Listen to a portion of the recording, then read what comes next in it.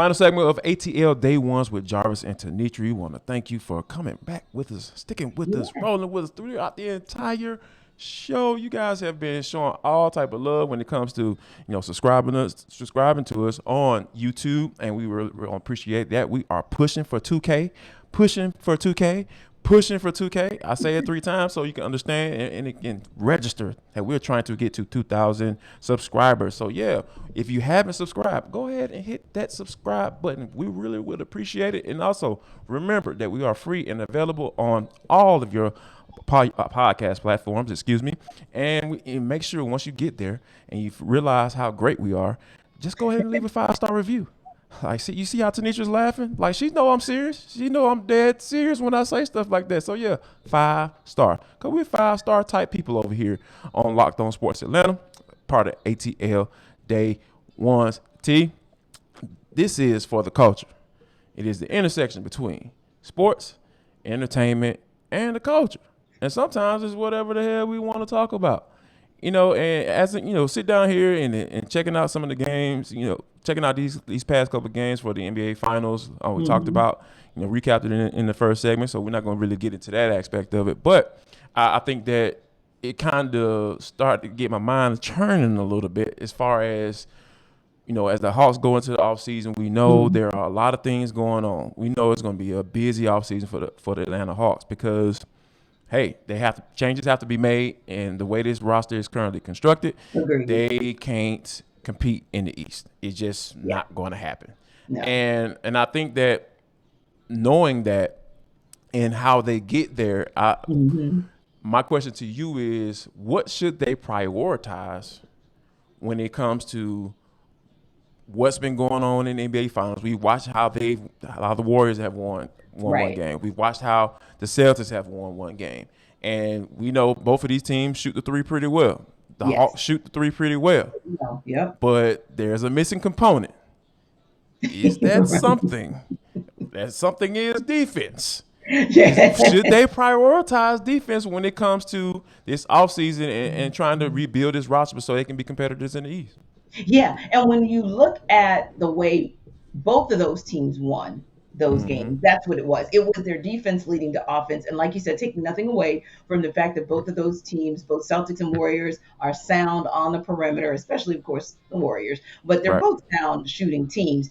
Then it boils down to which team can affect the other team's shot. Right. And also which team can cause something to happen that positively impacts themselves. And when I say it that way, if the Warriors were able to get 18 points off 19 Celtics turnovers and they won the game by 19, even though we know that the lead was up to at least 33. But the point being, look at the symmetry in those numbers. I get to turn the ball over 19 times. I get 18 points from it. I win by 19 points. There's something there. There's a commitment. That's kind of easy math right there, T. Exactly. I'm with you. I'm with you. That's math, okay?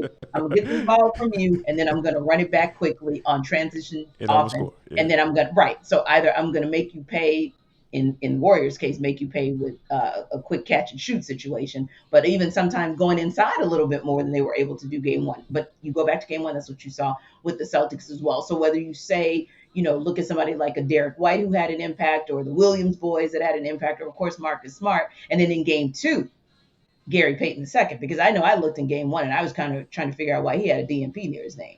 He comes in and for 25 minutes just gives everything that he could to the Warriors defensively, really helped them to set the stage. So don't look at the numbers and just say, wow, the Warriors blew them out. Now, look at how they got to the blowout. It was the patented, trademark, vintage Warriors in the third quarter that shut things down defensively on the Celtics and then allowed their offense to completely obliterate the Celtics. That's what you saw in game two. And to your point, that's what you're missing with the Hawks. So whether you are in the camp, which I'll be honest, I kind of reside in the camp of let's get a stronger backcourt that has that next level two-way player who really, really hones in on defense, embraces defense, and can play alongside Trey and just be like, dog, I'm that dude. Like Klay Thompson is a great example. Somebody who has offensive prowess, but at some point in his career decided, hey, I'd like to play my game more as a two-way player. and then became that guy. Or dare I say it, I'm gonna go back, I'm taking it back real quick before we move on. But Michael Jordan was about more so sometimes about being defensive player of the year than he was about even being the MVP, because he feasted, he desired to be that second two-way player, right? So that's, I want to see a guy like that. Or if you're, in the big man space, that's another space as well, whether or wing, if you will. Yeah. A wing at the 3 or the 4, wherever you feel you want to put somebody, and bring somebody in who is committed to and understands that Clint Capella cannot do all this work by himself. No doubt about it. And when you think about it, like, I think Travis Schlenk is going to get a little bit creative, right? Because if there is a two guard out there that is excellent two-way player, more than likely he's probably locked in a contract. So you know what I mean? So if it's not out there, like, and this is just a scenario, right? This is what I come up with in my head. Like, you're gonna have to get a combination of it, right? It might have to be two people to make that make that work, right? Agreed. So say for instance they get Donovan Mitchell. Yes. And he's an excellent scorer, right? So you get another guy that you can handle the basketball, and he can get buckets at any point, anytime he wants to on the floor. And you go out and go get a guy like a Gary Payton II, because he's a free agent as well. So and you can kind of work that rotation. Now, Nate McMillan gonna have to get very creative also with the rotations and who he has in there at the same time and all of that stuff. You may start the game with Trey and Donovan Mitchell, but in certain points of the game, those guys probably not going to have to be in there at the same time. So you got to work that out. But I think that at the end of the day, Schlenk has to get creative, and he has to figure this thing out, because watching these NBA finals and looking at these games, it's just clear to me how you can get there. Hit the 3 ball. You're going to have to be able to hit 3 ball. And they already do that. They already got that. You already check that box. They shoot the 3 ball very well. They're one of the better offensive teams in the NBA.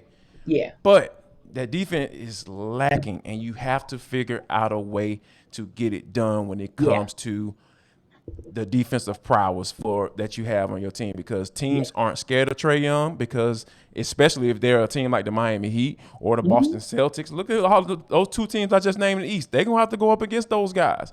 And you have to figure out a way to combat what they bring to the table. You absolutely do. But again, like you said, bringing Gary Payton II into the conversation, because that he's a free agent. You never know what might happen with Derek White. I'm just saying, I like Derek White. Like his game. I know you've been doing this thing too. Yeah. Exactly. So I like his game. But also, you make a great point. Of course, we heard the news that after 8 seasons, Quinn Snyder decided to part ways with the Jazz, and Donovan Mitchell had a decided reaction of shock, just really did not take that well. You can tell that was ultimately a shock to his system. So that's the kind of player that if he's in a situation of unrest, which you and I have spoken about before, kind of postulating on that, no different than we were about like a Rudy Gobert situation, right? Indeed. So if we're postulating on that situation and the possibility that these players are more open than ever, and we also said that as this postseason goes on and then the offseason goes on, you'll see more and more players that are going to be open to making a move.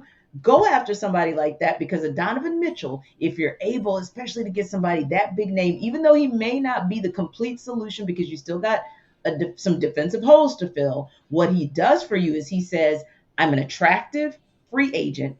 I am an all-star who is willing, interested, and able to go to Atlanta. I choose Atlanta, and watch the possible positive trickle-down effect to get Atlanta to be a destination for some of these future top-tier A-listers in the NBA. So you want to hear about more A-listers? Come back for these A-listers on Tuesday like you always do. Check us out first, because, hey, we're going to give you our best and brightest each and every day talking about this ATL sports scene. But your second stop, Getting Hard with John Chuckery. He's always got the goods for you as well, because, hey, anybody in this Locked On Sports Atlanta family, we're going to bring it to you each and every day the best way we can. So for Jarvis, I am Tenitra. We appreciate you guys stopping by. And of course, look forward to seeing you tomorrow or hearing from you tomorrow, because you're going to go give us a 5-star review anyway. Bye. Y'all come back now, you hear?